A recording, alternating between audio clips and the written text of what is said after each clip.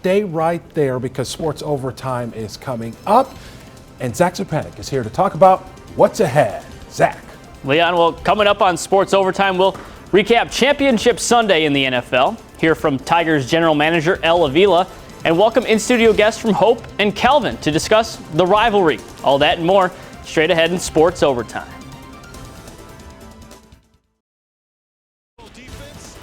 Only one game remains in the NFL season after a wild Championship Sunday. We'll recap the AFC and NFC Championship games. The West Michigan Whitecaps hosted their annual winter banquet on Thursday. Plenty of Tigers were in town. Hear what some of them had to say with spring training right around the corner. Winter Storm Jonas making its effects felt right here in Grand Rapids. We'll outline how the weather forced some rescheduling for the Grand Rapids Drive. And the rivalry, only a few days away. Kelvin and Hope meeting on Wednesday. I'll sit down with coaches and players from both teams as we preview the heavily anticipated matchup. All that and more coming up in Sports Overtime.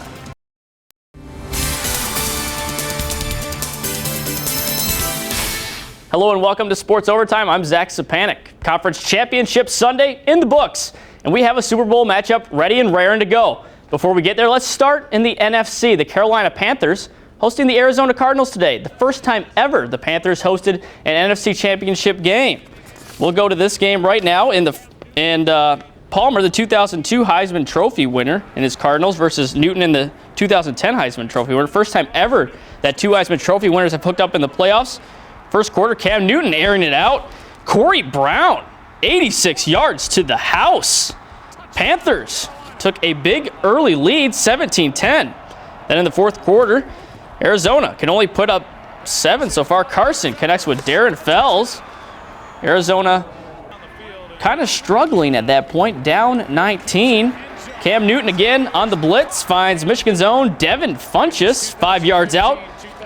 The Panthers successful on the 2-point conversion, and Carolina would go up 42-15 at that point, and the Panthers taking the NFC and moving on to the big game next in 2 weeks. So the Panthers will meet up with the winner of the AFC Championship, and that matchup pitted another one of those classic Brady versus Manning showdowns.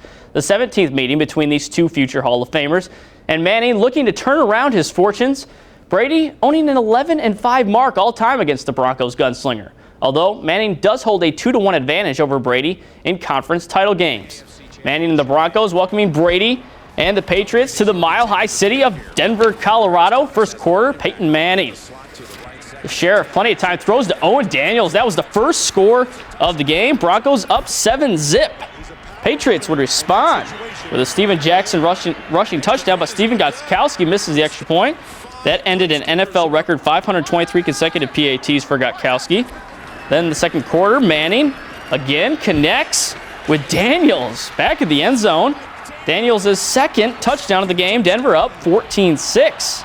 17 seconds left in the game. Brady does what he does best, under pressure, and somehow Rob Gronkowski comes out of nowhere. Where did he come from? Oh, right there. Didn't see him, but he caught it anyway. Patriots have to go for 2 to tie things up. Brady under pressure, and he can't fit it into a tight window. It's picked off, and going the other way, Manning improves to 3-0 at home against Tom Brady and the Patriots in the postseason. Big game is set. Denver moves on with a 2018 win and will face the Panthers in Santa Clara in 2 weeks. Well, Winter Storm Jonas isn't only causing problems along the East Coast, its effects also being felt right here in Grand Rapids. The Grand Rapids Drive, originally scheduled to host Raptors 9:05 today at the Deltaplex, forced to postpone the game to tomorrow. The Drive and Raptors will meet up at 7 p.m. tomorrow night. All tickets purchased for the game will be redeemable for Monday's contest. The Detroit Tigers have had a busy offseason. They first addressed their pitching rotation, signing former Nationals Jordan Zimmerman to a 5-year, $110 million deal in late November. Just this past week, general manager El Avila made another huge splash in free agency. The Tigers bolstering their outfield with the signing of Justin Upton to a 6-year, $132.75 million deal on Tuesday. The 28-year-old hit .251 with 26 homers and 81 RBI last season with the San Diego Padres. And on Thursday, Jack Doles caught up with general manager El Avila at the Whitecaps winter banquet.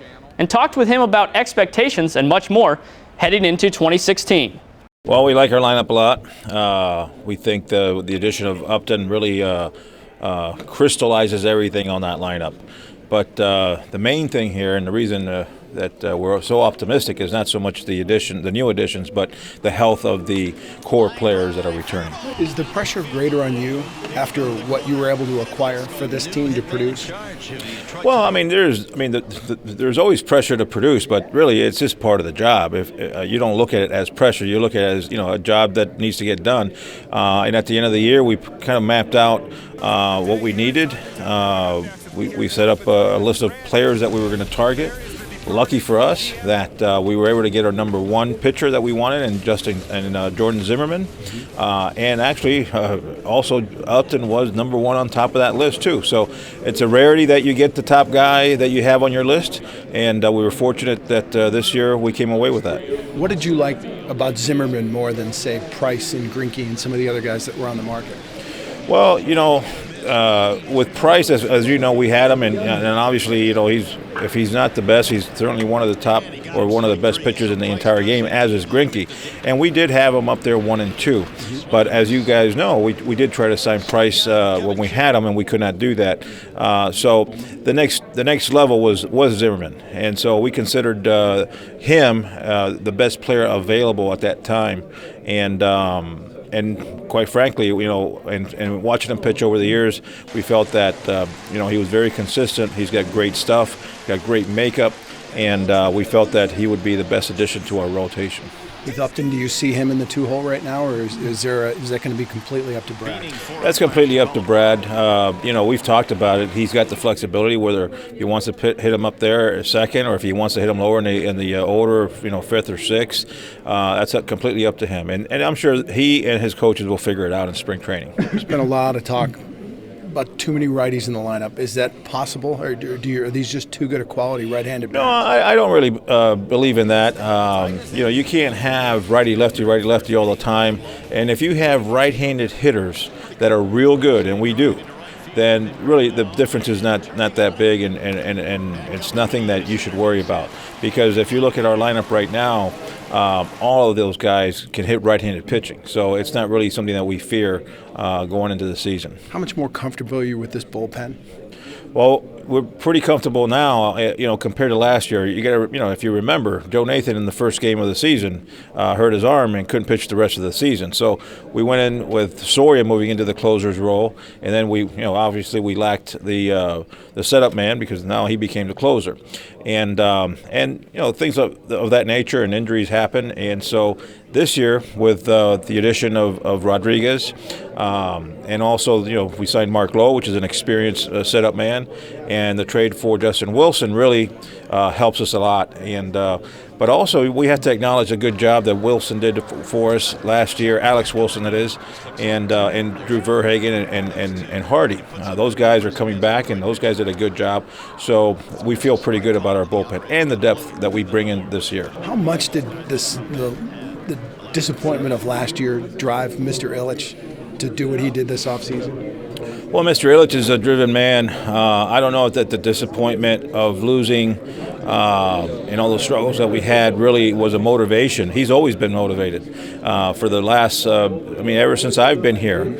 Every year he's been pushing, and he wants that championship. And he gives us the resources. He gives us our backing. He's a very passionate man. He loves the game. He loves the Tigers, and he loves Detroit. And he's got a lot of faith in our staff, in our players. And if he didn't, obviously he wouldn't be pushing forward. So we have a lot of hope that we're gonna be at the end there this year and into the playoffs. Coming up, we're going into the heart of the rivalry, Kelvin and Hope basketball. I'll sit down with Kelvin head coach Kevin Vandestreek and senior guard, Jordan Daly. Hope head coach Greg Mitchell and junior guard Chad Carlson will also join me to give me their thoughts on Wednesday's matchup. You're watching Sports Overtime. Welcome back to Sports Overtime. On Wednesday, the rivalry renews. Kelvin and Hope meeting for the first time this season.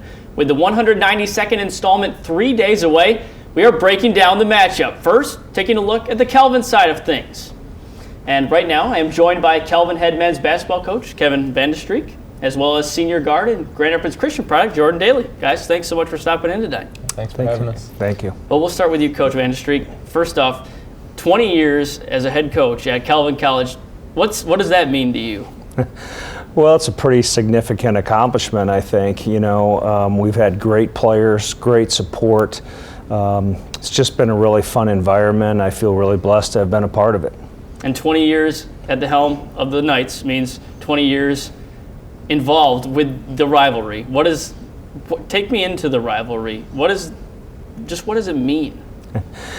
Well, it's hard to explain, really. When I first came, someone asked me, you know, if I knew what I was getting into, and I said, well, I've been a part of some pretty big rivalries, I think, but I had no idea how big exactly it was. So it's what people talk about year-round, but it's not a hated one. We certainly have a lot of respect for one another and those types of things, but we certainly want to win, and you know, over the years the games have been really close, and over almost 200 games played, pretty tight rivalry. Mm-hmm. And Jordan, as a senior, you got to be itching to get back out on the court against Hope this year. Take me through what it's been like for you going into your final season in the Hope rivalry. Yeah, absolutely. I mean, I'm a huge college basketball fan. I think that has a lot to do with the narrative that underlies every game that's played, and I don't think you can find a better narrative than the Calvin-Hope rivalry. And even particularly this year, you got really two interesting teams, the really cool matchup that will be provided for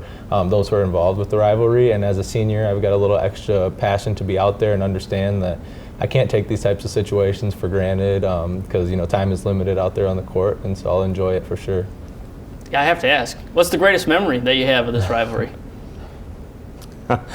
Well, I remember in the old field house where kids would line up, you know, for a day in advance, and the doors would open and they'd just come sprinting in to fill up the arena, you know, and there have been buzzer beaters and, you know, all those types of things, and usually it's got something else on the line, a conference championship, the NCAA tournament, something like that, so just a lot of fun. Yeah, Coach mentioned buzzer beaters, and just this last year, actually, we were involved in probably one of the biggest, most heart-wrenching games that I've been a part of. Came down to the final seconds. We trailed the entire game into the last final seconds of the game, and one of our senior leaders knocked down a huge shot for us when I was involved with the play, and I've gone back and watched the replay tons of times, and like Coach said, there were a lot of implications with that game. It helped to continue our season and give us a couple more games with some of our senior guys, and so that just meant the world. And so I'll look back on that game as one of my greatest memories of basketball all time. So. Okay. And now you guys are sitting at 8-9 on the season, perhaps not where you want to be at this point, but we'll start with you, Coach. From a philosophical standpoint, what has to go into this matchup with Hope into beating them on the Calvin side? Well, I think on one hand, you have to look at it like it's any other game, and in that we have to analyze our team and watch tape of our last game and so on, and prepare for them watching their tapes and, you know, all those types of things to try to put a game plan together that could put us in a position to have success. But on the other hand, I also know the rivalry and the noise and all that kind of stuff has some big implications sometimes. So we need to be able to deal with the emotion of the game and get down to good execution. And Jordan, just kind of branching off that point, take me into the player's perspective. I mean, you can basically in any rivalry, you can throw records out the window. Is that kind of how things can be viewed at this point? I mean, Hope's got an incredible team this year, and I give them all the credit for their success thus far. But I think if you break down our season so far and our results against certain teams, we've got a bit of a wild card team because there's no team that we've stepped foot on the floor with and said, wow, these guys are way better than us, we'll probably get blown out. But there's also not been a team that we stepped foot on the floor and said we should kill these guys. And so that being said, I think we've got a chance. We think we've got a chance stepping on the floor with just about anyone, and with the added passion and the excitement in the environment, I think that it could be a really fun experience for both sides this week. And then this could be from both of your vantage points. How does Calvin beat Hope on Wednesday? Well, I think we try to hang our hat on rebounds and defensive field goal percent, and so for us to be in the game, we have to do those two things really well. And like Jordan said, they're a really good team. They have good balance inside and outside, and so we'll have to play at our best for sure. Jordan? Yeah, and I think from a player standpoint, it has a lot to do with our mindset going in.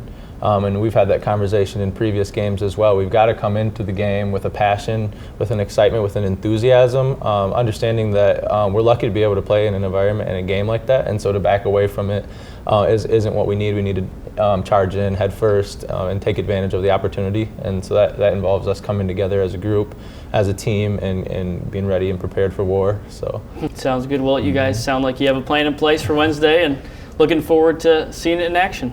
So guys, thanks very much for joining us. Thanks. On the way, we'll switch points of view and take a look at the rivalry from the Hope perspective. Don't go anywhere. We are back on Sports Overtime. Thanks for joining us. We continue to explore the rivalry. Calvin and Hope meeting on Wednesday for the 192nd time, this time around at DeVos Fieldhouse. And right now, I am joined by Hope men's basketball head coach Greg Mitchell, as well as junior guard and Rockford product Chad Carlson. Guys, thanks so much for stopping in tonight. You bet. It's a pleasure. Thanks for having us. Well, Coach, we'll start with you. You're number 2 at the helm of the Hope College men's basketball program. Fairly fresh to the rivalry, but you did play yourself in it in the 80s. You've seen both sides of it, so take me through what's it like as a coach and what's it like as a player, especially, you can give a kind of historical perspective on it. Yeah, I think as a player, I'll go there first. There's nothing like it. I mean, you just get so excited to play. The days, the weeks leading up to it, it just kind of build, and then the game itself, it really almost supersedes all of your expectations. The intensity, the emotion, the crowd, etc. There's nothing like it, and it's a great reason why you go to Hope College, and why a lot of guys go to Calvin. As a coach, a little bit different. You got to be a little more cerebral and dial it back in. It's not all about just the emotion. It's about execution. It's about getting your guys ready to handle all it is, the rivalry. But in both realms, it's a privilege to be a part of it, and just blessed to be the coach in this role, and really excited to see where we can take this thing on Wednesday. Chad, you guys are coming off a close game against Kalamazoo on Saturday. Maybe not what you expected coming in. And then last Wednesday, you set a career high for yourself. 17 points and a full slate of action with 40 minutes played. Where's, especially with your game and just as a team leader being, the point guard distributor, where's this team at right now heading into the matchup with Calvin? I just think we're ready for this rivalry. I mean, they got us 3 times actually last year, and I just think we're ready. It's intense. It's going to be fun, and I'm just ready to go on Wednesday and get another crack at them. So 3 times, does that mean that there's probably a little payback in store? Yeah, we have this whole thing get your bike back from playing Calvin. So hoping to get a little piece of that back on Wednesday. Taking the court in the rivalry, especially take me through that first time when you stepped on the court. First time was definitely nerve-wracking. Fans were into it. The place was rocking. But I just think it was just an awesome experience just to be a part of this rivalry, and looking forward to playing again. And Coach, from a philosophical standpoint, that's kind of how the coaching realm works a little bit. What does this Hope team have to do to win on Wednesday? That's a great question. I think we've got to be consistent, number one. We've kind of got a pretty good record right now, but we're not exactly playing perhaps the way that we feel we can play. Specifically Wednesday, Calvin rebounds the ball so well, and they play very, very well together. And we know we're going to get their best efforts. We got to keep them off the glass. We got to take care of the basketball. I think teams that win the turnover margin in games like this have a really good chance of being successful. And I think we just got to play together. We're definitely a team that on a given night, Chad might lead us, or Ben Gardner might lead us, or Brock Benson, or whomever. We've got to make sure that we're ready to be a balanced group, establish our inside presence, and just play really, really hard for 40 minutes, because we know it's more than likely it's going to come down to the end, and we've got to be prepared for that. Kind of relating to that, Chet, is there an X factor, just as a leader, that you see on your team that come Wednesday, you're either that guy's picking you guys up, or some form of you guys is just driving the team home for a win? I think Ben Gardner, our 2 guard, gets us going. When he's playing well, we really feed off his energy, and I think if we can get him going, then our whole team will get rolling, and we should have something good in store for us. Okay. And, obviously, like any rivalry, there's probably some sleepless nights over it, good and bad. But Tuesday night, what does that look like for you? Obviously, you probably want to get into bed early, but are the nerves too much to sleep? What's it like? Yeah, it's just exciting. I mean, you watch a lot of game film. You want to prepare. You want to be ready for everything.